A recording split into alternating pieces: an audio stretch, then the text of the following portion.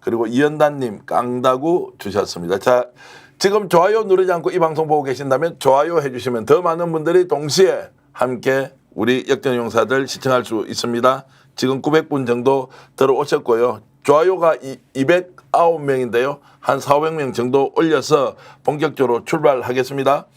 자, 오늘 본격적인 논쟁 들어가기 전에 뉴스토마토 이야기 좀 하겠습니다. 뉴스토마토가 김건희 여사가 지난 총선 과정에서 김영선 의원을 창원 의창 지역구에서 김해갑으로 옮기려고 했다. 지역에 맞춤형 공약을 하려고 했다. 그 메신저 역할을 했던 사람이 누구냐? 저희들이 명태균이라고 소개를 했고 1시간 동안 명태균이 어떤 활동을 해왔는지 상세히 보도하면서 그날 금요일 날 저희들 송출한 프로그램이 20만 회 정도 조회를 냈습니다. 와우. 본인은 지금 페이스북을 완전히 닫아놨습니다. 얼굴도 사진도 이제 없어졌습니다. 흔적만 남아있던데 자 뉴스토마토가 단독 보도를 하고 난 뒤에 아무런 지금 진척된 내용이 없어서 야 뉴스토마토 증거가 없는 거 아니야 왜 이러냐고 했는데 오늘 뉴스토마토의 편집국장이시죠. 이기성 편집국장이 김기성 편집국장이 자 본인의 이름으로 직접 뉴스토마토의 공식 견해를 밝혔는데 신인규 변호사 어떤 내용이었습니까? 그 뉴스토마토의 이제 김기성 편집국장인데요. 이제 국장석에서라는 이제 제목 하에 한동훈 국민의힘 대표에게 묻습니다라는 이제 공개적인 글을 쓴 건데요. 여기에 대해서 이제 사실은 뉴스토마토가 최초 단독 보도를 한 이후에 결국에는 지금 이 핵심은 그 명태균 씨다. 라고 지금 적시를 하고 있고요. 물론 기사에서는 아직까지는 MC라고 하고 있지만 명태균 씨를 지목하고 있습니다. 근데 여기에 대해서 지금 뉴스토마토 입장에서는 명태균 씨를 좀 더 상세하게 설명하고 있는데요. 명태균 씨는 창원을 기반으로 경남은 물론 중화위까지 알려진 인물인데 여론조사를 바탕으로 정치 현안에 매우 밝다. 근데 명태균 씨 스스로 김종인, 오세훈, 이준석, 김영선 박완수를 본지에 거론하면서 자신의 주장에 거짓이 없다라고까지 말을 했었다라는 식으로 취지의 내용을 밝히고 있고 뉴스토마토는 많은 증언을 확보하는 등 사실 확인에 힘을 쏟고 있습니다라고 말을 하면서 앞으로 이 보도와 관련돼서 후속 보도를 계속 내겠다라는 의지를 좀 밝히는 그런 데스크 브리핑인데요.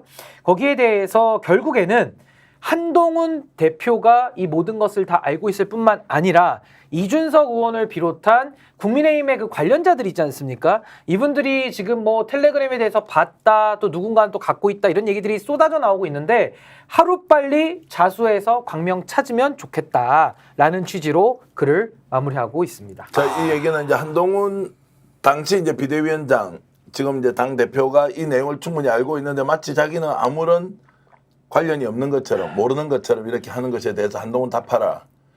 뭐 이렇게 되어 있습니다. 해당 의혹을 이제 뉴스토마토는 치밀하게 검증 중인데 직접 당사자들 여기 한동훈 대표 포함되는데요. 결단도 촉구합니다라고 하면서 득실만 따지는 비겁함을 버리고 정치적 이해를 따지기보다 국민을 믿고 당당하게 진실 대열에 합류해달라. 기존 여의도 문법을 버리겠다던 한동훈 대표 또한 마땅히 당사자다라는 말로 기사를 마무리하고 있습니다. 예, 신 변호사님 얘기를 들으니까 두 가지가 생각이 납니다. 첫째는 한동훈 그 당시 비대위원장으로 사실상 공천을 책임지고 했잖아요. 그 당시에 제가 기억나는 거는 공동선대위원장의 그 원희룡 얘기도 나오고 그랬지만 끝까지 단독으로 가고 공천에 대한 마지막 책임을 한동훈 비대위원장이 다 했는데 그런 부분이랑 연관이 있는 것 같고요. 얼마 전에 들은 얘기 지금 김영선 의원 공천 관련해서 이준석 전 대표가 실드를 쳤던 부분이 기억납니다. 이게 또 다 연결되는 것 같네, 그죠? 그러니까 이제 그 뉴스토마토 오늘 기사에도 나오지만 이 명태균 씨라는 분은 김종인, 이준석, 박완수, 김영선과 다 가깝다라고 지금 얘기가 나오고 있거든요. 그러니까 사실 왜 이준석 의원의 역할이 왜 중요하냐면 이분이 대선 때 양두구육을 했다 그래가지고 국민 앞에 아직 사과도 한 번 안 했습니다. 근데 문제는 뭐냐면은 2022년도 6월로 잠깐 시계를 돌리면 윤석열 정권 취임한 지 한 달 만에 지방선거를 치렀거든요. 그때 재보궐선거 국회의원을 같이 치렀는데 김영선 의원이라는 사람은 사실 이준석 대표가 5선을 만들어줬는데 이분이 비례대표 2번 하고 2번은 또 경기도 일산 쪽에서 사실은 의정활동을 했던 분인데 맞습니다. 갑자기 뜬금없이 아무 연고도 없는데 창원 의창으로 덜컥 공천을 받습니다. 그러면 그 공천 과정에서도 이 명태균이라는 사람의 역할은 없었는지 아니면 당시에도 김건희를 비롯한 권력 수뇌부들의 어떤 개입은 없었는지 만약에 없었다라고 한다면 이준석 대표는 왜 김영선 의원한테 공천을 준 것인지 뭐 이런 것들이 해명이 좀 돼야 될 필요가 있는 거고요. 이번에 2024년도 2월에서 3월 달 사이에 지금 김영선 의원이 결국에는 김해로 옮겨가지고 컷오프가 됐거든요. 여기서 중요한 건 뭐냐면은 김영선 의원을 창원 의창에서 빼낸 것 자체가 공천 개입이 되는 겁니다. 그렇기 때문에 이 사실을 만약에 이준석 의원도 알고 있다라면은 마땅히 진실을 밝히는데 협조해야 될 의무가 있는 거고요. 결국에는 한동훈 대표 입장에서도 뭐 결과적으로는 김영선 의원을 컷오프 시켰기 때문에 뭐 무관하다 이렇게 얘기할 것이 아니라 관련된 공천 개입에 대한 여러 가지 사유들이 있다라면은 이제는 좀 밝힐 때가 되지 않았는가라는 전 촉구의 목소리도 그러니까 들립니다. 제일 엉뚱하고 비겁한 설명이 뭐냐면요. 우리 청자들께서 아니 공천 개입을 했는지 안 했는지 텔레그램을 보내가지고 그런 짓을 했는지 안 했는지를 밝혀야 되잖아요. 근데 컷오프 됐으니까 상관없다는 거예요. 공천 개입이라는 게 공천을 하는 개입도 있고 이전시키는 개입도 있고 그다음에 탈락시키는 개입도 있잖아요. 못 나가게 하는 것도 그러니까 있죠. 그것도 공작이죠. 그게 전부 다 정당법이 선거법이나 정당법이 외부의 이력으로 권력으로 개입하는 걸 다 금지시키고 있습니다. 또는 뭐 이런 매수한다든지 다른 자리를 줄 테니까 불출마 이게 전부 다 중대한 범죄잖아요. 근데 용산 집무실 저는 딱 걸렸다 봅니다. 김건희한테 물어봤겠죠 이번에는. 왜냐하면 저번처럼 막 디올백 해명처럼 엉뚱한 해명 계속 내놓고 말이 꼬면 안 되니까 나 보낸 것 같다라고 했을 수 있습니다. 그러니까 논리를 아니 컷오프 됐는데 무슨 공천 개입이야. 김건희가 개입했으면 김영선을 김해에 공천했다는 건데 이런 구도를 짠 거죠. 그게 아니라 김영선을 떨어뜨릴 수도 있는 거죠. 여러 가지 목적으로 한 번은 됐으니까 넌 그만해라. 자기 측근이 신복이 따로 있을 수 있잖아요. 그러니까 뉴스토마토가 저는 굉장히 중요한 걸 가지고 있다고 보는데 제가 뉴스토마토 주변을 취재를 했거든요. 텔레그램 메시지를 가지고 있는 거 아닌가 싶습니다. 아직은 공개는 안 됐잖아요. 본 사람도 있지 않습니까? 그걸 포워딩해 줬을 수도 있고 심지어는 야 내가 사진 찍을게. 사진 찍어놓은 사람이 있을 수도 있어요. 그렇잖아. 우리가 메시지를 보관하고 있는 방법이 당사자들은 강의 2명 당에 가지고 있고요. 근데 김건희가 또 하나의 정황이 김건희가 한동훈이한테도 계속 총선 때 네가 사과해라 하면 사과할게. 윤석열이 맨날 네가 나만 지적하면 경로로 한다. 이 유화감 그거잖아요. 근데 사과했더니 저번에 대선 전에 지지율 떨어졌는데 그래도 사과할까? 그래도 할게. 이 문자를 막 보냈던 사람이거든요. 한동훈이한테도 그렇게 문자를 막 보낸 사람인데 예를 들면 다른 어떤 비대위 당직자들이나 또는 공간이나 개입 안 했겠습니까? 여기서 또 중요한 게 한 가지가 있는데요. 김영선 전 의원이 고향에서 말씀하신 대로 2번 됐죠. 그런 다음에 의창으로 갔잖아요. 사실 의창은 연고가 있습니다. 고향입니다. 예. 근데 고향에서 김해로 갔을 때는 뭔가 확실하게 담보가 없었으면 못 갔습니다. 그렇죠. 그러니까 안진걸 소장님이 아주 중요한 얘기했는데 이거죠. 가면 확실하게 해준다.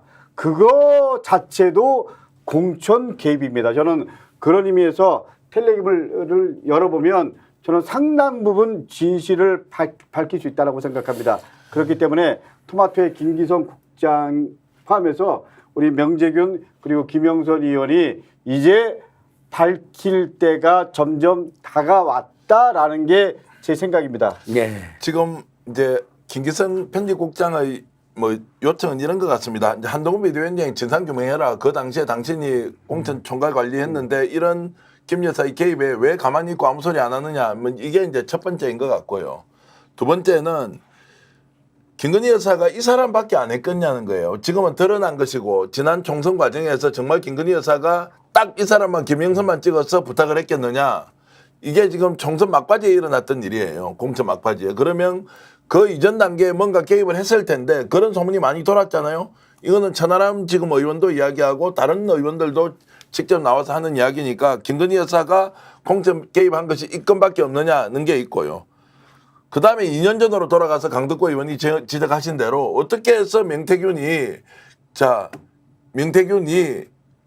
의혹을 받고 있죠. 경기도 고양에 있던 김영선 의원을 경남 창원의 여창으로 데려갔느냐, 이제 이 부분에 대해서 대답을 해야 되는데 이게 이제 엄청나게 큰 사건이 될 가능성이 있는데 한동훈 비대위원장이 진상조사에 나서라 이렇게 저는 읽었고요.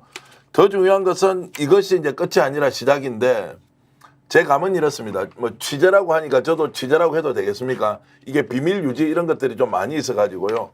좀 공개를 해드리면 이렇습니다. 지금 김건희 여사와 김영선 의원이 서로 주고받았던 텔레그램은 뉴스토마는 당연히 가지고 있고요. 예. 그 외에도 한 2개 언론사가 제가 아는 데는 갖고 있어요. 다만 이것을 자기들이 취재해서 터뜨린 게 아니니까 왜 터뜨리지 않고 있느냐? 다른 건에 대한 추가적인 취재를 계속하고 있습니다. 여러 언론이 지금 취재를 하고 있기 때문에 이것이 공개되는 것은 기정사실이고 시점의 문제만 남아있고 다른 건도 함께 터질 가능성이 높다. 이제 이런 말씀을 드리면 저희들이 오늘도 이 문제를 좀 짚고 넘어가는 이유는 김건희 여사와 명태균이라는 정치 브로커 또는 여론조사 전문가 또는 정치권의 국힘 쪽의 마당발 이 사람과 어떤 관계냐, 그리고 이 사람과 김영선 의원은 또 어떤 관계였냐, 그리고 지금 검찰에 수사도 받고 있단 말이에요. 여론조사가 이상하다 이런 것 때문에 수사도 받고 있는데 그 내용은 또 뭐냐, 이런 것들이 꼬리에 꼬리를 물면 게이트로 비화할 가능성이 높다. 이제 이런 말씀을 좀 드립니다. 저도 요거 한 말씀만 드리면은요. 고양이가 생선 가게를 그냥 지나칠 일이 없죠. 고양이는 생선을 좋아하니까요. 그래서 김건희 여사에 대해서는 이 지역구만 했을 거라고 믿는 게 더 비합리적이다라는 생각이 들고요.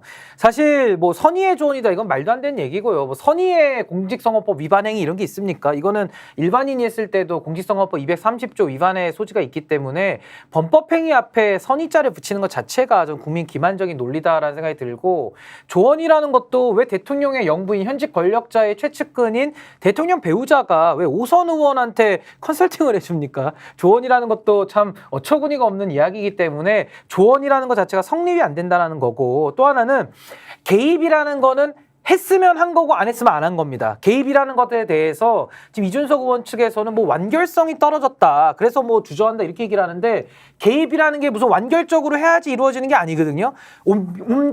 옮겨라는 그 개입 행위가 있으면 있는 거고 없으면 없는 거예요. 근데 이걸 갖다가 완결성 운운하는 것 자체가 개입의 개념을 좀 호도하는 거 아니냐라는 생각이 들고, 전 2022년도 6월 달에도 이 김영선 의원, 수돗물을 떠먹은 의원이죠. 이분에 대해서 이준석 의원이 어쨌든 공천을 줬어요. 그러니까 공천을 준 당사자고 공천장에 도장을 찍었기 때문에 2022년도 6월 달에는 당대표 이준석, 공관위원장 정진석이거든요.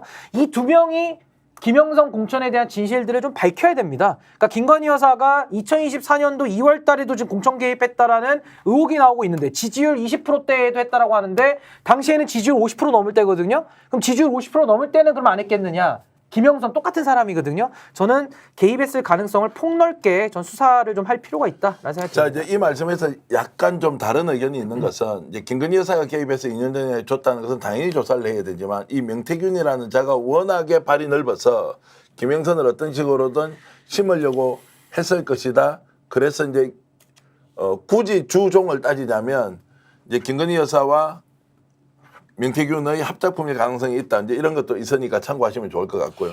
여기서 예. 아주 중요한 게 한 가지 저는 있다고 생각합니다. 저는 윤석열 한동훈 갈등이라고 요새 언론이 야마를 잡고 있는데, 사실은 윤석열 한동훈은 일시적으로 갈등을 보일 수 있지만 결국 한통속이다라는 게 이 공천 관련된 부분에서 시사하는 바, 저는 결국 한통속이다. 그러니까 우리가 전두환 노태우 갈등이 있었고, 예를 들면 김영삼 유해창 갈등이 있었지만 사실은 한통속이었잖아요. 그런 의미에서 우리가 윤과 한의 갈등 이게 아니고 어쨌거나 큰 틀에서 윤과 한은 마지막에 똘똘 뭉칠 수밖에 없는 이해 경제 정치적 공동체다. 이 입장에서 앞으로의 윤한 관계를 바라봐야 된다라는 게 이번 일이 시사하는 바다라고 자, 저는 이렇게 생각합니다. 보는 시각도 있고 오늘 이제 네. 다양한 의견을 가지고 유난 갈등이 훨씬 더 심해진다 이제 이런 내용도 얘기할 건데요. 댓글로요. 우리 시청자 여러분들이 대단하십니다. 지금 의견 많이 주신데요. 오늘 흥미진진하다는 우리 문민24님도 계시고요.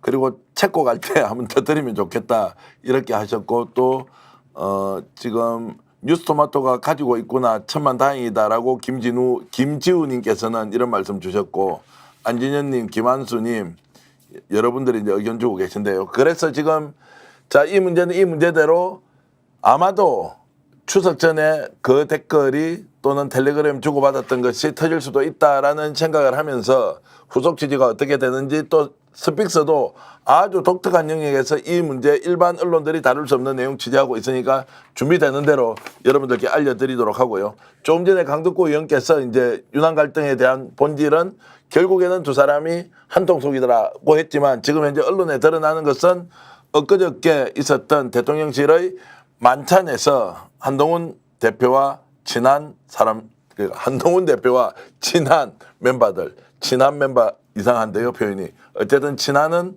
배제된 상태에서 비밀리에 식사를 했습니다. 근데 이게 흘러나와가지고 이게 뭐냐 너무 쪼잔한 거 아니냐 정말 이런 식으로 우리를 공격할 수 있느냐 한동훈 쪽에서는 반발이 엄청났는데요. 그 영상 잠깐 보고 나서 토론 이어가겠습니다.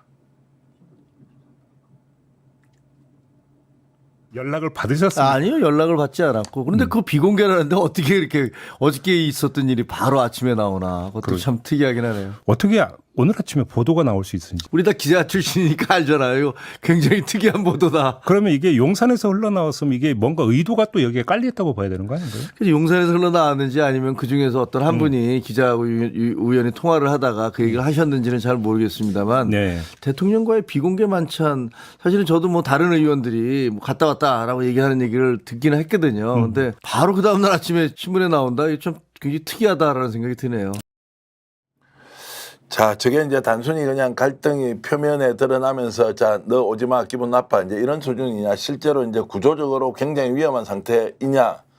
제가 단도직입적으로 정리하자면 윤석열 대통령은 지금 한동훈 대표를 인정 못 하겠고 이 사람 결국 끌어내려야 되는데 지금 뭔가 빌드업을 하고 있는 거 아니냐라고 지금 보는 시각이 많습니다. 한동훈 그러면은 네. 윤석열의 힘에 의해서 쫓겨날 수도 있습니까? 안진걸 소장? 그럼요.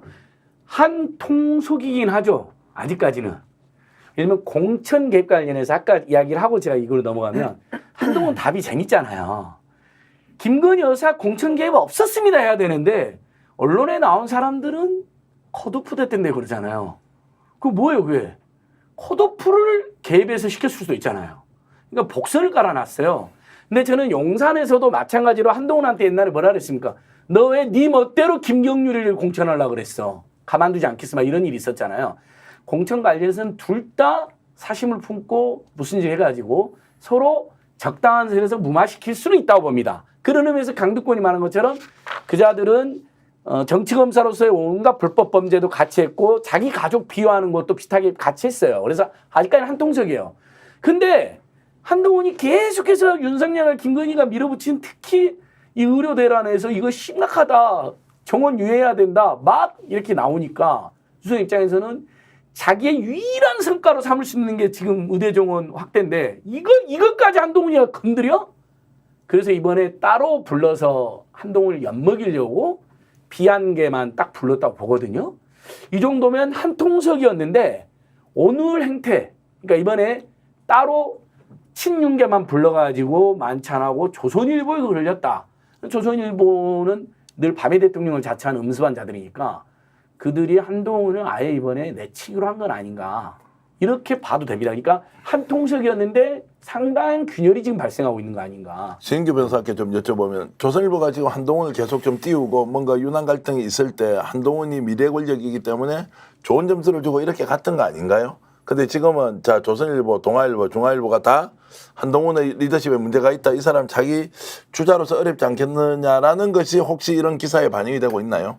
그러니까 이제 보수가 좀 양분돼 왔던 것도 사실입니다. 사실 조선일보 같은 경우에는 한동훈 대표를 아주 의도적으로 좀 틔워준 면도 있었고요. 사실은 이제 극우 유튜버라고 하는 이제 뉴미디어 쪽에 있는 이 보수 진 지지자들은 거의 한동훈 뭐 죽일 놈식으로 거의 욕설에 가까운 얘기를 하면서 윤석열 대통령 쪽으로 또 줄을 갖다 댔거든요. 그래서 저는 이제 이런 식으로 보수가 좀 분화되고 있는 건 좀 자연스러운 지금 흐름인데 결국 조선일보가 한동훈을 차기 주자 내지는 차기 권력으로 선택을 했는데 대표되고 나서 한 두어 달 시험 해보니까 이건 뭐 완전히 내용이 비어 터져가지고 그냥 깡통이다 보니까 이거 도저히 우리가 만들어줘도 이거는 주워먹을 수가 없다. 뭐 축구로 비유하자면은 골키퍼까지 치워줘도 골을 못 넣는구나. 그러니까 이거는 뭐 심각한 지경이다 해서 저는 이제 뭐 조선일보도 한동훈에서 이제 좀 더 다른 미래 권력을 좀 찾는 쪽으로 눈을 돌리는 거 아닌가 싶고요. 윤석열 한동훈의 관계는 저는 아주 명징하다라고 봅니다. 그러니까 정치적인 관계와 법률적인 관계를 우리가 나눠서 사고하면 쉬운데요.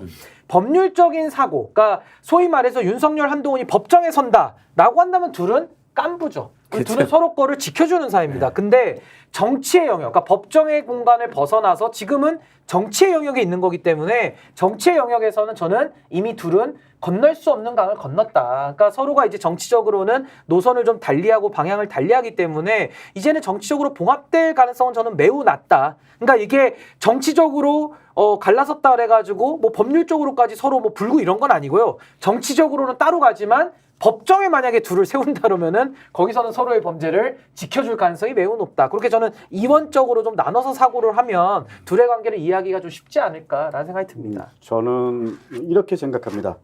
한동훈은 지금 예를 들면 의대 정원 문제라든지 이런 부분에서 윤석열과 좀 차별화되는 메시지를 내고 있잖아요.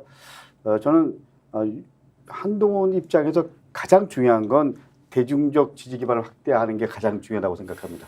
이 대중적 지지 기반을 확대하면 미래 권력으로서 자기 포지셔닝을 하는 거고요. 만약에 그게 안 되면 실제로 설 자리가 점점 없어지는 거죠. 예를 들면 이런 겁니다. 저는 지금 윤석열 입장에서는 그러면 한동훈을 대체할 대체제가 있냐? 이런 부분에 대한 고민들이 있을 겁니다. 만약에 대체제가 있다고 예를 들면 이준석과 오세훈이 연대해서 한동훈을 이길 수 있어. 그러면 한동훈을 정리할 수 있겠죠. 근데 그래도 한동훈이 지지율이 높아. 그러면 저는 정리하기가 어렵다라고 생각합니다. 왜냐하면 점점 미래가 오늘이 되기 때문에 한동훈이 지금부터 1년 동안 자리매김을 어떻게 하냐에 따라서 윤석열과 한동훈 관계는 전 정립이 된다라고 생각을 하고 있고요. 시간은 미래 권력에 좀 더 유리하다는 게 제 생각입니다. 자, 미래 권력에 유리하다면 한동훈 대표에게 좀 더 좋은 기회가 올 수 있는데 근데 여론조사를 해보면 지난 6개월 전보다 무려 10%포인트 정도의 네. 지지율이 빠져버렸어요. 제일 높았을 때가 이제 대선 후보 뭐 일종의 적합도 조사 같은 거 했을 때 24%까지 갔다가 요즘은 한 14% 정도입니다. 그런 10%포인트 정도 빠져버렸으니까 보수 쪽에서도 볼 때 한동훈 저 영향 없는데 대선 후보로서 좀 적합하지 않는데 이러니까 오히려 대통령실에서 공격을 해도 방어할 만한 수단이 별로 없다. 이렇게 보는 사람도 있습니다. 맞습니다. 그리고 한동훈이 대통령실에 걸려있는 것도 많죠. 지금 당장 만약 이창수가요. 서울중앙지검이 한동훈에 대한 고발이 엄청 들어가 있거든요. 네. 딸이 예를 들면 불법으로 앱을 사가지고 앱 경연대 내갖고 2등을 했잖아요. 그건 그냥 조국 수사할 때 논리로 치면 그냥 바로 업무방해로 엄마랑 아빠랑 딸까지 셋 다 기소할 수 있습니다. 200만 원 주고 돈 주고 고등학생이 사왔잖아요. 그 엄마 아빠랑 같이 공부한 거 돈도 200만 원이나. 그러니까 예를 들면 그렇게 한동훈이 발목 잡혔는 게 있어서 그 다음에 또 쫄 보여갖고 제대로 이제 이들 저항도 못하고 있는 건데 이제 신기현 변호사는 설명이 맞죠. 근데 한동훈이도 윤석열, 김건희 비리를 얼마나 많이 하겠습니까? 그리고 한동훈이 법무부 장관 할 때나 비대위원장 할 때 아마 윤석열, 김건희가 사사건건 또 개입한 것도 많이 알고 있을 겁니다. 심지어는 이준석 쫓아내고 그다음에 1차 전당대회 때 김기현 될 때 한동훈이 그랬잖아요. 용산에서 부당하게 개입하지 않았냐고. 네. 그것도 우리가 다 그때 당시 정당법, 경선법 위반 다 고발해 놓은 사건이거든요. 그러니까 서로 그렇게 맞물려 있긴 합니다. 근데 결국 한동훈의 시간이 오려면 한동훈이 윤석열이나 김건희한테 발목이 많이 잡혀 있어도 그런 위험을 감수하고 일면 총선 때 김건희가 부당하게 개입한 건 맞습니다. 수심위까지도 윤석열, 김건희가 마술을 뻗쳤습니다. 요 몇 가지 이야기를 해줘야 되는 거예요. 추석 앞두고요. 근데 이번 추석 때 자기 인기를 얻으려고 의료대라는 데서는 잠깐 이야기했는데 그것도 윤석열은 지금 짓밟힌 모양새잖아요. 국민들 입장에서는 한동훈은 용기가 일도 용기도 없고 그렇다 그래서 그러면 정책에 대한 비전이 있습니까? 이 사람이 물가를 합니까? 경제를 합니까? 민생을 합니까? 입에서 거의 그런 얘기 안 나오잖아요. 지금도 셀카만 찍고 다니고 걸어다닐 때 저번에 제가 봤다 그랬잖아요. 보부가 당당하게 그냥 나는 당대표가 된 사람이야 하고 돌아다녀요. 요거 외에는 그리고 이게 결정적인데 만나면 보통은 지지가 늘어나잖아요. 한동훈을 만난 사람들이 다 돌아서서 뭐 저런 자가 다 있나 그런다잖아요. 그러니까 결국은 한동훈에게 원래 유리한 싸움인데 한동훈이 하나의 차별성과 용기와 정책을 못 보여줌으로써 한동훈이 윤석열보다 먼저 몰락하는 모양새죠 지금으로서. 근데 저는 여기서 하나만 제가 추가하자면 저는 한동훈의 정치는 이미 끝났다고 봅니다. 그러니까 검찰 정치의 비극적 종말이 전 이미 도래했다라고 보는데 그 명징한 증거가 뭐냐면요. 요즘 한동훈 대표 기사 보면은 뭐 감동이 있습니까? 메시지가 아무런 정말 무색무취, 정말 물만 내지는 그냥 공기 느낌, 아무 느낌도 없어요. 그러니까 그게 첫 번째고 전 한동훈 대표가 언제 그 마지막 기회를 놓쳤다라고 보냐면요. 이재명 대표가 영수회담 그 여야 대표회담 받아주지 않았습니까? 여야 대표회담을 할 때 의료 대란 문제도 주제로 못 넣고 뭐 거기까지 좋습니다. 뭐 불편하니까. 최혜병 특검법에 대해서 이재명 대표가 하시죠. 다 받겠습니다. 백지수표를 줬는데도 한동훈이 거기서 꼬리 내리고 도망가 버렸거든요. 전 거기서 대국민 약속했던 그 한동훈의 첫 일성을 스스로 저버리면서 더 이상 정치를 할 이유, 지지의 명분 싹 다 본인이 날려버렸기 때문에 이제는 검찰 정치의 비극적 종말을 어떻게 맞이하느냐. 오늘 죽느냐, 내일 죽느냐, 3달 뒤에 죽느냐. 이 시한부만 남아있다. 전 이렇게 봅니다. 근데 그 과정에서 용산에서 이제 나서갖고 때려버리는데 그대로 쓰러진다. 우리 댓글로 주시는 분은 안진현님은 한시 1년 절대 못 갑니다. 한 대표 1년 못 간다 이렇게 이게 시한부죠. 돼 있고 네, 시한부. 무슨 이야기 하느냐 올 안에 아웃될 수도 있다 이런 글도 주셔서 지금 이제 그 기회를 정말 절묘하게 그러면 대통령실이 딱 알아서 바로 쳐내기를 하고 있다. 민심은 떠나가고 있고 보수층에서도 한동훈에 대한 기대가 점점점 멀어지고 있다. 이걸 가지고 딱 대통령실에서 공격을 해버리고. 아니 이번에 갤럽 조사 보십시오. 차기 지도자 지지도에서 이재명 대표랑 전주에 한 3-4% 차이 났다가 이번에 8% 차이 나거든요. 그러니까 한동훈 대표 5%가 빠져버렸어요. 예. 이런 식으로 이제 그러니까 이런 거죠. 사진 찍고 생닭 들고 다니면서 생중계하자고 떠들 때 이미지로 막 강한 이미지하고 입을 나불나불 거릴 때는 지지도가 높아 보였는데 그 신기루 같은 거품이 꺼지기 시작하니까 맥주 거품 빠지듯이 그냥 바로 빠져버리는 거죠. 자 그러면 아주 중요한 거는 네. 지금 이재명 대표와 한동훈 여론조사의 결과는 그렇게 점점 벌어지는 건데 그러면 범여권 내에서 한동훈을 대체할 만한 사람이 있냐 이런 부분에 대한 고민이 윤석열 대통령한테 있을 겁니다. 윤석열은 어쨌거나 첫 번째가 소위 국민의힘 중심으로 또 자기 중심으로 다음에 권력이 이어져야 되는데 이런 부분에 대한 갈등 고민을 하면서 예를 들면 한동훈, 오세훈, 이준석 포함해서 여러 가지 합종 연행에 대한 시나리오를 만들고 있을 겁니다. 그 입장 속에서 마지막 이거 어떻게 할 거냐 이런 고민들이 아직까지 최종적으로 정리가 안 됐다고 생각을 하고요. 어쨌거나 저는 여전히 윤석열 입장에서 한동훈은 나름대로 카드 중에 하나다. 이건 좀 유효하다고 봅니다. 자 카드 중에 하나다 밀어내기를 하고 있다. 곧 한동훈 대표는 사라질 것이다. 여러 의견이 나옵니다. 여러분들은 어떻습니까? 지금 실시간으로 이제 1,800명 들어왔는데요. 강덕구 의원님 기대보다는 300명 정도 더 많고요. 아예 더 들어오십니다. 이제 오늘 2,000명 돌파합니다. 또 안진걸 TV에도 지금 이미 한 300~400분이 예. 들어와 있기 때문에 구독, 좋아요 눌러주시면 안진걸 TV 살아나고 스픽스도 함께 살아납니다. 정성주님께서는 신인규 변호사를 얼마나 좋아하시는지 대한민국이 필요로 정치인 해가지고 슈퍼챗을 5만 원이나 보내주셨는데 와. 야 이것은 말씀드렸듯이 출연료에 가산해서 저희들이 드리겠고 우리 PD가 아마 챙길 겁니다. 강덕구도 좀 챙겨주십시오. 강덕구도 좀 챙겨주시면 좋겠는데 다음에 나오실 때는 열심히 싸우고 있습니다. 강덕구 TV 공동 상영했어야죠 오늘. 자 안 하셨어요. 그리고 지금 다음에 후원 계좌 같은 거 가지고 오시면 제가 적극적으로 홍보를 해드리고요. 그렇게 하겠습니다. 지금 실시간으로 1,900명까지 늘어났는데요. 이중섭 선생님, 새벽강가님, 조종익님, 이우님, 윤무식님, 그리고 또로롱님 감사하고요. 아이고 정성주님께서는 저도 감사합니다. 신인규 시대정신 사랑해주세요라고 했는데 너무 감사합니다. 신인규 변호사가 하고 정성주님. 있는 지금 유튜브 채널이 시대정신 TV입니다. 정말로 열심히 하고 있는 신인규 변호사 아마 대한민국의 미래를 이끌어갈 지도자가 될 건데요. 지금 미리 여러분들 시대정신 TV에 배팅해 주시면 고맙겠습니다. 바로 김종인 전 비대위원장과 이재명 민주당 대표가 만난다는 것입니다. 자, 12일로 예정돼 있죠. 이틀 뒤입니다. 왜 이 두 사람을 만날까? 여러 가지 생각이 듭니다. 자, 요즘 이재명 민주당 대표의 행보가 광폭 행보를 넘어서서 뭔가 확실하게 기선을 제압하겠다 이런 느낌이 있는데요. 일단 김종인 전 비대위원장과는 과거에 성남시장 때부터 특별한 인연이 있었다. 그런데 절묘하게 또는 미묘하게 지금 이 시점에 왜 두 사람이 만나느냐? 문재인 대통령과도 만났고 또 윤석열 대통령과의 관계가 지금 뭔가 좀 뒤틀려 있는 상황에서 김종인 전 비대위원장의 등장이 어떤 의미인지 오늘 여러분들께 정말로 듣지 못한 얘기 알려드리겠습니다. 일단 김종인 비대위원장이 현 정부의 의료 대란에 대해서 어떻게 비판하는지 잠깐 들어보겠습니다. 근데 내가 최근에 복지부 차관 얘기하는 걸 보고 박민수 차관. 그 사람이 과연 의료에 대한 기본 상식이 있느냐 할 정도로 의심을 할 수밖에 없는데 예. 내가 22번에 전화를 했다는 거는 내가 전화한 게 아니에요.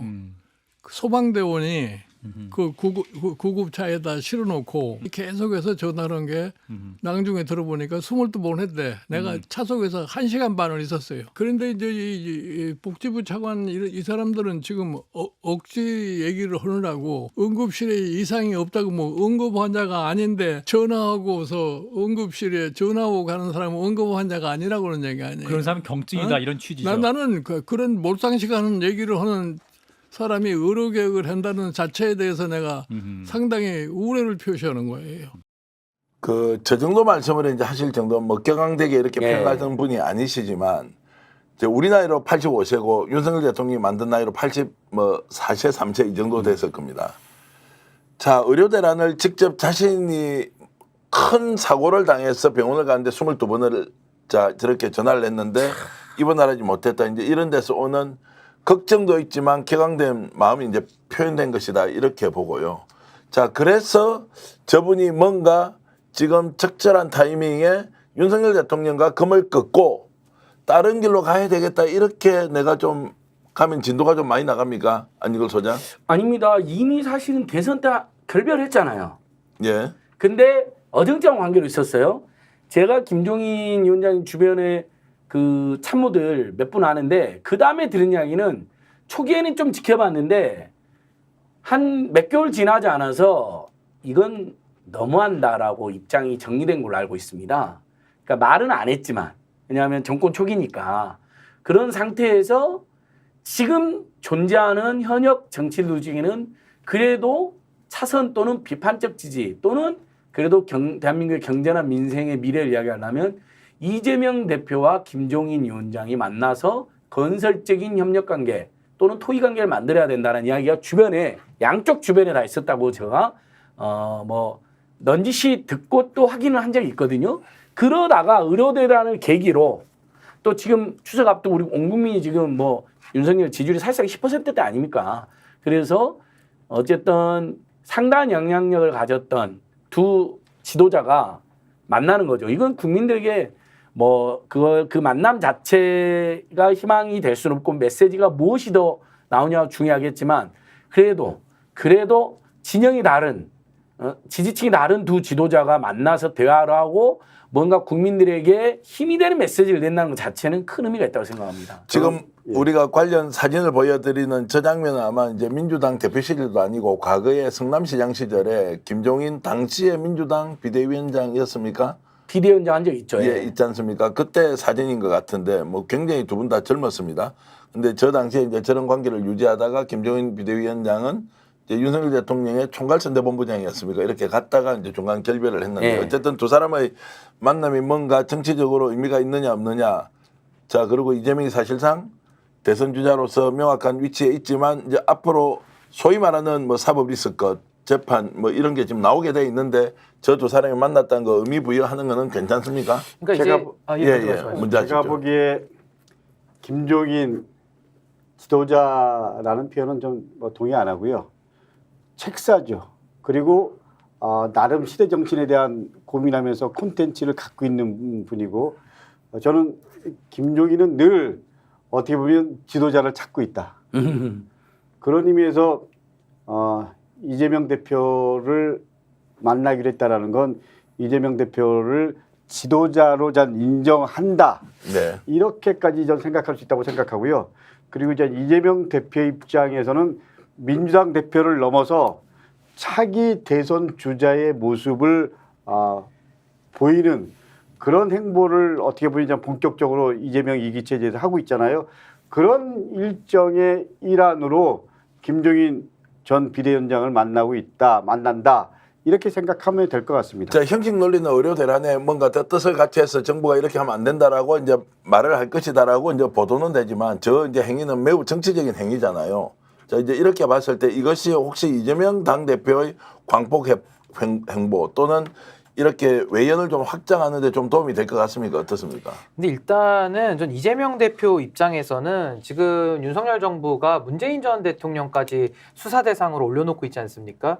그게 마치 보수 지지층 결집을 위해서 그렇게 하는 건데 역설적으로 보수 지지층이 결집되는 것이 아니라 보수는 한동훈하고 내부 싸움하고 있고 오히려 친노와 친문과 친명을 더 하나로 묶어주는 이런 효과를 가져오고 있다. 네. 그렇다 보면 이재명 대표 입장에서는 당을 지금 좀 어느 정도 정리해 놓은 상태이기 때문에 오히려 외연 확장하기가 상당히 쉬운 겁니다. 예를 들면 과거 박근혜 대통령도 보수의 확고한 리더십을 가지고 경제민주화라든지 왼쪽으로 그 노선을 바꾸는 노력을 했었죠. 예. 아주 그냥 편안하게 할 수 있었거든요. 그러니까 이재명 대표도 김종인 비대위원장을 만나도 누구도 의심하지 않습니다. 그러니까 당내에서 확고한 리더십을 바탕으로 이제는 오른쪽으로 더 중도나 중원을 더 넓히는 노력을 하고 있는 것이고 이건 뭐 당연한 노력 아니겠는가라는 생각이 들고 저는 김종인 위원장 같은 경우는 이분이 좀 죄송한 말씀이지만은 화전민 정치거든요. 예. 그냥 어떤 진영에 가서 불을 딱 지르고 그냥 나가버리는 식의 정치를 사실상 해왔죠. 박근혜 전 대통령 때도 그랬고요. 문재인 대통령 때도 그랬고 윤석열 대통령 때도 그랬습니다. 그러니까 권력을 만드는 직전까지는 역할을 하다가 권력 만들고 나서는 지도자랑 사이가 나빠지면서 항상 그 권력을 관리를 못하는 이제 이런 그렇죠. 상황이었는데 이분이 원래 개혁신당 공관위원장까지 하면서 이준석 대표를 밀었던 것 같아요. 근데 이준석 대표를 밀었는데 최근에 이준석 대표가 대선 주자로서 값어치가 있느냐, 차기 내지는 차차기 주자로서 가능성이 있느냐. 저는 김종인 위원장이 이제 판단을 좀 달리한다라고 봅니다. 네. 이준석 의원이 당 만드는 걸 지켜봤더니 이낙연 대표랑 손을 잡지를 않나. 또 그러고 나서 개혁신당 세석 가지고도 선명성을 가지고 잘 해놔야 되는데 최근에도 인터뷰 나와서 얘기하시는 거 보니까 뭐 정체성을 잘 확립하지 않으면 이 당이 존립하기 어렵다는 식의 부정적인 얘기를 또 하시더라고요. 그러다 보면 이분은 보수에서는 더 이상 미래 지도자를 만들기가 어렵겠다라는 판단을 좀 한 걸로 보이고요. 이재명 대표랑도 공통점이 없는 게 아닙니다. 사실은 기본소득이라는 것을 김종인 위원장이 국민의힘의 당원에다가 기본소득을 박아놨거든요. 근데 이재명 대표 시그니처가 기본사회, 기본소득을 중심으로 하고 있지 않습니까? 이런 정책적 연대를 통해서 뭔가 대한민국을 좀 근본적으로 바꾸겠다라는 대의에 또 동의가 된다 그러면은 뭐 김종인 위원장이 이번에는 화전민 정치를 안 하기를 저는 바랍니다만은 예. 어찌됐든 이재명 대표를 차기 지도자로 오히려 더 세우려고 하는 그런 마음도 전 내심에는 좀 깔려 있는 거 아닌가. 그러니까 이준석에서 이재명으로 마음이 옮겨가고 있는 과정일 수도 있다라는 생각이 좀 들었습니다. 그렇죠. 그러니까 제가 말씀드렸던 이제 지도자는 표현은 김종인 지도자다라는 게 아니라 어쨌든 김종인 전 위원장을 좋아하고 또 믿고 응원하는 약간 중도 안팎 성향의 국민들이 있기 때문에 그분들 입장에서는 지도자 생각할 수 있는데 리더라고 그런 분들을 이재명 대표가 많이 만난다고 저는 생각하는 겁니다. 일면 이재명 대표님이 신인규 변호사님하고도 한 1시간 정도 미팅을 해서 요즘 유튜브도 많이 나오고 방송도 많이 나오는데 2030들의 정치적 견해는 어떠냐 이런 이야기 듣는 건 굉장히 신선하잖아요. 그러니까 저는 이재명 대표님이 윤석열인 지금 한동훈도 안 만나고요. 이재명 대표가 계속 만나는데도 기자들도 물어보는데 그 자리에서 제1야당 대표 이름을 아예 언급조차 하지 않는 그런 또 비열한 모습 보여줬잖아요. 이런 상황에서 지금 무정부 상태로 대통령이 없다고 지금 다들 생각하거든요. 아니면 대통령이 김건희거나 그러면 제1야당 대표라도 좀 더 국민들이 지금 굉장히 불안하고 피폐하고 괴롭거든요. 그러면 제1야당 대표가 각계각층 사람, 심지어 중도나 보수적인 사람들도 만남으로써 지금의 위기를 타개할 지혜와 힘을 모은다라는 건 매우 중요한 역할이라는 거죠. 그걸 잘했다고 말하는 겁니다. 네. 김종인이 잘했다가 아니라. 네. 저도 여기서 한마디 하고 싶은 거는 총선과 대선의 전략이 좀 달라야 된다고 저는 생각합니다. 총선의 첫 번째 원칙은 결집입니다. 지난번에 우리가 총선에서 이길 수 있었던 거는 결집에서 나름대로 예. 승리의 가장 큰 요인이었고요. 지난 대선에서 패했던 거는 중도 확장 전략에서 저는 우리가 아깝게 0.73% 차이로 졌다라고 생각합니다. 그런데 저쪽은 안철수와 연대하면서 이긴 거잖아요. 그렇기 때문에 저는 이번에 김종인 전 비대위원장과 이재명 대표가 만난다라는 건 좀 전에 우리 신 변호사께서 말씀하신 대로 민주당 내는 큰 틀에서 민주 진영이 함께 결속하고 굳건하게 힘들을 모아가고 있는데 이제 이재명 대표 입장에서는 중도 확장과 큰 틀의 시대 정신이라는 부분 속에서 좀 더 그런 부분에 대한 메시지를 일정으로 보여줄 수 있는 그런 분이 필요한 건데 어쨌거나 이번에 의료 대란과 관련해서 김종인 전 비대위원장을 만난다라는 건 그런 부분에서도 전 나름대로 의미가 있다라는 게 강덕구의 생각입니다. 자, 중도 확장 쪽으로는 굉장히 중요한 행보다. 그리고 이제 원로를 계속 만난다고 하는 걸로 봐서는 이재명 당대표가 가지고 있는 이미지를 좀 더 확장적으로 긍정적으로 바꿔보겠다 이제 이렇게 평가를 하셨는데 거기에 반해서 지금 민주당에서는 그러면 자 탄핵을 발의하고 실제로 탄핵 추진 의원 모임까지 만드는 강덕구 의원을 비롯한 야당 8명의 지도자가 있는데 계속 이걸 이제 이재명 대표는 지켜보면서 아직 움직이지 않고 관망을 할 것이냐 아니면 좀 더 적극적으로 윤석열 정부와 대책점에 서서 좀 싸워야 하는 거 아니냐라는 이런 이제 갈등들이 굉장히 많이 있는데 안 소장 이런 부분은 어떻게 보세요? 외연 예, 확장은 좋은데 싸움할 때는 또 싸워라. 탄핵을 준비하는 행위하고요. 네. 지금 내일 13명 국회의원이 참여하시더라고 확인해 보니까요. 네. 민주당, 진보당, 3인당, 조국혁신당. 근데 사실은 더 있어요. 촛불 집회 나와서 탄핵을 주장하거나 사석에서 탄핵을 주장은 더 있는데 일단 내일은 시안 모임이잖아요. 딱 13분이 일단 제안을 하는 건데 탄핵을 차근히 준비하고 근거를 모으는 거하고 중도층이나 보수층들하고 대화하고 교감하는 것이 충돌한다고 생각하지 않습니다. 왜냐하면 탄핵이 되려면 국민의회에서 8명의 동의를 구해야 되잖아요. 그리고 중도층이나 보수층의 압도적인 또는 상당한 지지를 구해야 되잖아요. 그것을 두 트랙을 가야 돼요, 우리가요. 그러니까 그건 전혀 문제가 되지 않는다고 생각하는데 다만 이재명 대표가 탄핵에 지금 당장 앞장서달라는 여론도 상당히 많이 있는데 그러지 못한 건 제1야당으로서의 어떤 여러 가지 고뇌와 판단의 어려움이 있을 거라고 생각합니다. 근데 저는 늘 주장하지만 그게 너무 늦어져서는 안 된다는 거죠. 그럼 조국혁신당은 지금 탄핵 특별위원회를 꾸렸습니다. 민주당도 서서히 투쟁의 강도나 규탄의 강도 그다음에 탄핵과 퇴진의 강도는 높여가야 돼요. 근데 그 역할을 박찬대 원내대표가 일부 수행하고는 있더라고요. 당대표 역할 분담을 했는지. 근데 이재명 대표님도 어쩔 수 없이 제1야당 지도자로서 국정에 대한 책임도 있기 때문에 여당은 아니지만 윤석열도 만나야 되고 한동훈도 만나야 되고 또 중도 보충도 만나야 되지만 그런데 아무리 소리치고 아무리 호소해도 의료대란, 물가대란, 경제대란, 민주주의 파괴 이것을 더 나쁜 방향으로만 윤석열이 계속하고 제1야당 대표도 만나지도 않고 야당 죽이기, 문재인 죽이기, 이재명 죽이기만 계속 한다면 어느 점에서 이재명 대표는 더 이상은 예를 들면 계속 규탄만 하고 있을 수는 없죠. 그 결단의 시기는 저는 다가오고 있다고 봅니다. 근데 저는 이 탄핵이라는 게 굉장히 복잡한 방정식을 한 번에 풀어내야 되는 일이거든요. 그러니까 저는 우리 안진걸 소장님께서 말씀하신 거에 상당 부분 동의를 하는데 결국 민주당을 중심으로 한 다음 권력을 창출하겠다라는 세력이 수권 대한 능력을 국민들에게 믿음을 좀 줘야 됩니다. 이 부분은 민주당이 저는 각고의 노력을 그렇죠. 좀 해야 되는 부분이라 생각을 하고 동시에 지금 윤석열 정권을 더 놔둘 수 없다라는 여론도 거의 이제 70%에 예. 육박해 가고 있거든요. 그렇다면 탄핵이라는 것은 상당히 급변 상태가 국가에 찾아오는 위기이기도 하고 또 국민들께서도 이 부분에 대해서 많이 불안해하실 수가 있어요. 그렇기 때문에 탄핵도 저는 좀 더 준비된 탄핵을 하는 것이 훨씬 더 좋다라는 생각이 들고 이거 가지고 뭐 탄핵 선동안이 많이 또 이런 소리들을 많이 할 텐데 탄핵이라는 게 선동된다고 해서 이루어지지 않습니다. 탄핵은요 명백하게 중대한 헌법과 법률 위반이 헌법재판소에 의해서 6명 이상의 재판관이 인용을 해야 탄핵 파면이 되거든요. 그러니까 결국에는 재판관들의 판단을 한 번 더 거치는 게 있기 때문에 선전선동이라는 오해를 받을 필요도 없고 저는 오히려 안정적인 탄핵, 안정적인 탄핵을 준비하는 노력을 저는 민주당이 수권대한 능력을 보이는 것만큼 전 동시에 좀 투트랙 전략을 지혜롭게 좀 써야 된다라는 생각이 듭니다. 자, 여기서 분명히 좀 말씀드려야 될 부분이 있습니다. 탄핵 관련해서 우리 의원들이 내부적으로 얘기를 한 거는 사실 뭐 2-3달 정도가 된 것 같습니다. 나름대로 고민하면서 윤석열 정권이 하는 것들에 대해서 지켜봤고 이제는 더 이상 지켜만 볼 수밖에 없는 상황이 됐다라고 해서 이 부분은 사실 우리 의원들이 자발적으로 시작을 한 거고요.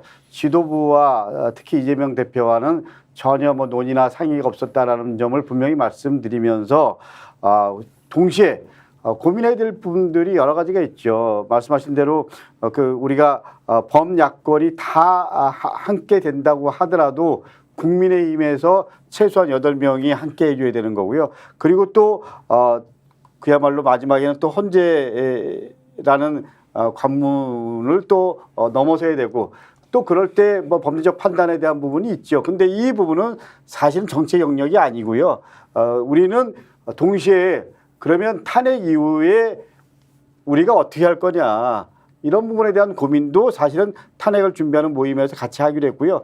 그리고 가장 중요한 건 그러면 민주당이 수권할 능력이 있냐 이런 비전을 어떻게 제대로 국민들에게 신뢰를 그리고 또 믿음을 줄 거냐 뭐 이런 부분에 대한 고민도 동시에 하고 있다라는 말씀 분명히 드립니다. 근데 저는 강덕구 의원님 이제 민주당 소속이시니까 제가 앞에서 이런 말씀드리기 좀 그렇지만 결국에는 저는 국민들이 민주당에게 신뢰를 주기 위해서는요.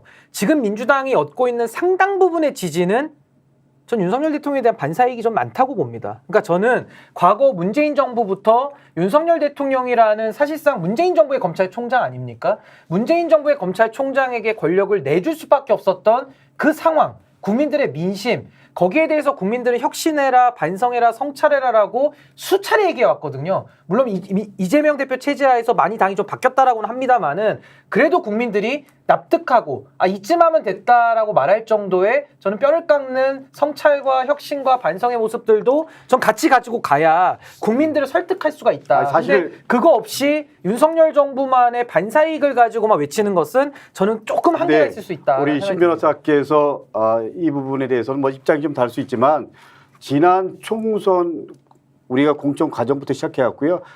그야말로 뼈를 깎는 혁신의 과정들이 계속 있었습니다. 지금도 사실은 어떻게 보면 그 과정의 연속이고요. 이재명 대표 2기 체제에 들어와서 그야말로 집권에 대한 구체적인 준비들을 우리는 하려고 노력을 하고 있고요. 그리고 또 한편으로는 윤석열 정권과 제대로 싸우려고 노력을 하고 있습니다. 그래서 21대와 22대는 다르다. 그리고 또 이재명 대표 1기 체제를 넘어서 이재명 대표의 2기 체제는 또 다를 것이다. 그런 부분에서 우리 신 변호사님께서 말씀하신 부분들을 항상 유념하면서 우리가 더 국민에게 사랑을 받고 그리고 집권을 위한 제대로 된 플랜 준비하도록 노력하겠습니다. 그리고 반성할 부분은 늘 반성 속에서 새로운 미래를 준비하도록 하겠습니다. 제가 말 좀 못하면 민주당이 강덕구 의원님만큼만 반성을 좀 잘하시면 좋겠다 이 말씀 제가 좀 보태고요. 네. 저도 그 말씀은 민주당 더 잘 되라는 그럼요. 취지에서 예. 저도 말씀을 드린 겁니다. 저도 약간만 더 보죠. 신인규 변호사님 같은 지적을 하신 분들이 많습니다. 촛불 집회에 안 나오냐고 제가 전해보냐면요. 문재인 정부와 민주당이 우리에게 안긴 실망과 고통 그에 대해서 충분히 더 우리에게 사과해야 되고 더 성찰해야 된다. 이재명 대표님도 거기서 자유롭지 않다. 우리는 너무나 많은 실망과 고통에 살고 있다. 그래서 또 우리가 촛불 시민을 일으켜서 또 민주당이 집권해갖고 또 실패하면 어쩔 거냐라고 저한테 오히려 화를 내신 분들 꽤 있거든요. 그러니까 강득권님이야 우리 민주당 내에서 가장 진정성 있게 하시는 분이어서 이런 비판을 받으실 분은 아니지만은 이제 강득권님만 민주당에 있는 게 아니고 민주당 워낙 색채가 다양하잖아요. 그래서 이제 많은 다양한 그런 비판적 시간이 여전하다는 거, 그걸 우리가 인정하고 겸허하게 소통했을 때 민주당에게 숙권의 길이 저는 열린다고 봅니다. 예, 강북구도 뼈저리게 반성하고 있고요. 더 반성하겠습니다. 다시 한번 윤석열 정권을 만든 부분 포함해서 민주당 뼈저리게 반성하겠습니다. 저 포함해서요.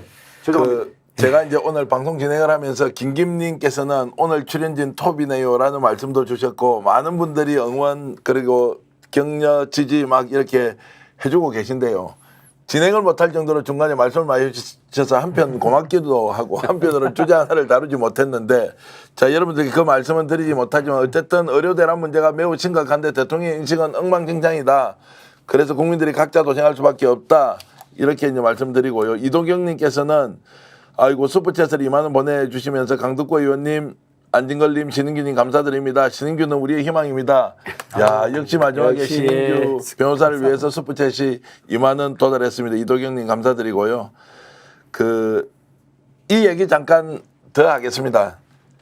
평산책방에서 엊그제 큰 폭행이 일어난 거 알고 계시죠? 진짜 참 충격적인 사건이 벌어졌는데요. 평산책방이면 어디입니까? 이제 문재인 대통령이 지금 살고 있는 그 사저에 있는 재단법인 평산책방에서 이재명 대표가 다녀간 날 하루 지나서 그 다음 날 누군가가 20대가 와서 이재명 민주당 대표가 다녀갔느냐라고 한 뒤에 바로 40대 여직원을 집중적으로 폭행을 했습니다. 이분이 그 골절상을 입었는데 척추가 뭐 부러지고 왼쪽 팔이 부러지고 갈비뼈도 골절이 된 상태에서 철심을 박아야 하는데 철심을 박을 수 없을 정도로 좀 심하게 얘기하면 지근지근 밟아버린 모양이에요.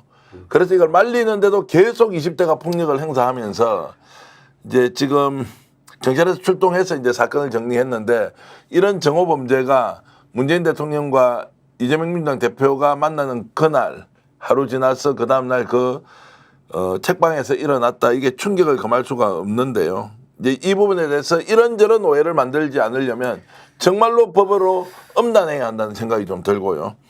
이 사건 혹시 알고 계시죠? 네, 좀 예, 알고 기사는 있습니다. 봤습니다. 예, 그래서 이제 이런 부분이 참 일어났다는 것은 정치적 행위를 하는 공간에 정오범죄가 생긴다. 이걸 우리 공권력이 어떻게 막아낼 것인지는 정말로 발본색원하듯이 이 문제에 대해서는 엄중하게 접근하고 처리해야 한다라고 제가 좀 말씀을 드리겠습니다. 안 소장님에게 잠깐만 한 말씀 보태주시죠. 예. 좀 더 이제 진상이 밝혀져야 되지만 사실 올해 1월 달에 이재명 대표에 대한 정말 거의 살인에 가까운 정치 폭력과 테러가 있었잖아요. 그때 지지하지 않는 국민들도 얼마나 놀랬고 그런 일이 있어서는 안 된다고 우리가 다 염원하고 호소했잖아요.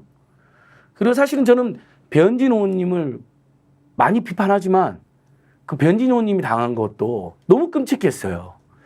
어떻게 중학생이 저런 생각을 하게 됐을까? 우리 사회가 다 저는 성찰해야 된다 생각했거든요. 왜냐하면 어떠한 경우도 폭력이 아니라 말로만 해야죠. 그리고 말로만 하더라도 우리가 지켜야 될 선이 있는 거잖아요. 악마하고 편견과 폭력을 부추기고 증오를 마구 부추기는 방식은 정말 위험하구나. 누군가에게는 정치적 이제 정치 테러, 살인에 가까운 정치 테러를, 누군가는 또 어떤 여성 국회의원의 폭력으로 이어졌는데 그 지금까지 밝혀진 사실은 그 비슷한 연장선이 같거든요.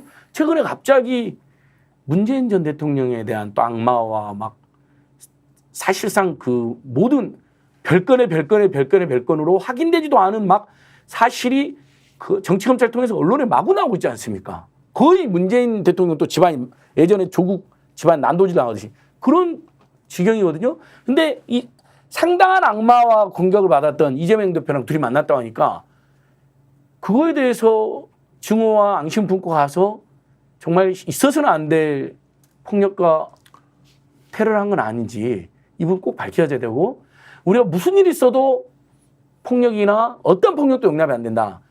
아무리 화가 나도 그냥 말로 하는 문화. 다시 한번. 그리고 악마와 증오 이런 건 정말 그 악순환 멈췄으면 좋겠습니다. 자, 8155 8일 오전에 이제 문재인 전 대통령과 이재명 민주당 대표가 만났고 그날 오후에 와서 문재인 대통령을 끝까지 만나야 되겠다고 하면서 못 만나게 하고 말리니까 거기에서 폭행이 이루어지고 그 폭행이 계속 이어져서 결국 이 범죄 피의자의 목적은 문재인 전 대통령을 만나서 어떤 식으로든 폭력을 행사하려고 했다라고 지금 추정하고 있는데 이 방송 보고 계시는 경찰은 반드시 그 원인이 누구의 지시에 의해서 한 소행인지 밝혀야 한다라는 말씀을 드리면서 오늘 역전용사 마무리할까 하는데요. 강덕구 의원님 이렇게 평론가들하고 나와서 방송하니까 어떠십니까? 원하시는 대로 1,500명은 넘었고 1,900명까지 오늘 동접자가 올라갔습니다. 안진걸 팀까지 합치면 2,200명까지. 예. 저는 오늘 신 변호사님 처음 봤는데요. 사실은 우리 안진걸 소장님이 지난 총선 하기 전에 이런 얘기를 했던 게 기억납니다. 우리 신 변호사처럼 좋은 분들을 민주당에서 영입해갖고 좀 더 민주당의 큰 틀의 가치와 비전을 만들어가는 것 이런 게 필요하다고 저한테 한번 얘기한 적이 기억납니다. 저는 우리 스픽스가 그런 매개체 역할을 하고 있는데요. 우리 신 변호사님이 아까 민주당에 대해서 여러 가지 충언과 솔직한 얘기를 해주셨는데요. 다시 한번 분명히 말씀드립니다. 우리 민주당은 이재명 대표 중심으로 집권에 대한 큰 틀의 비전 제대로 만들어내겠습니다. 그리고 윤석열 정권과 제대로 싸우겠습니다. 그리고 지금은 우리가 하나가 될 때입니다. 그리고 감히 이런 말씀드리면 어떻게 생각하실지 모르겠지만 저 강덕구는 윤석열 정권 탄핵할 수밖에 없는 상황을 윤석열, 김건희 두 부부가 만들었다고 생각합니다. 그렇기 때문에 내일 탄핵에 대한 입장을 정리해서 탄핵을 제안을 해서 우리 국회의원들과 함께 그야말로 구체적으로 만들어 가겠습니다. 국민 여러분 그리고 스픽스 시청자 여러분 역전의 용사 함께 우리 윤석열 정권 확실하게 정리할 거 정리했으면 좋겠습니다. 스픽스는 말하는 언론입니다. 대세는 유튜브, 그중에서 스픽스. 좋아요, 댓글, 구독, 알림 설정. 여러분이 저희를 사랑해 주시고 우리가 여러분을 사랑하는 4가지 방법입니다.